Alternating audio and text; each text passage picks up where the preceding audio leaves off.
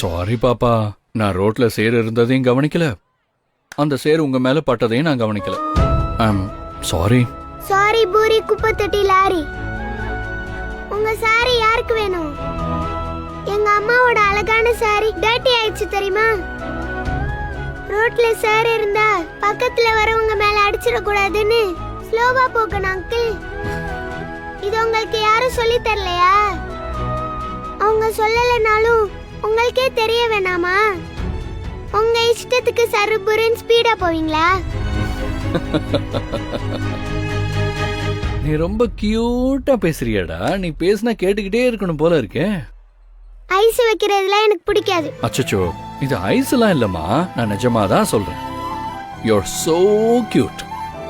போதும் போதும். சரி, சேர் அடிச்சதுக்கு சாரி. என்கிட்ட சாரி சொன்னா மட்டும் பத்தாது.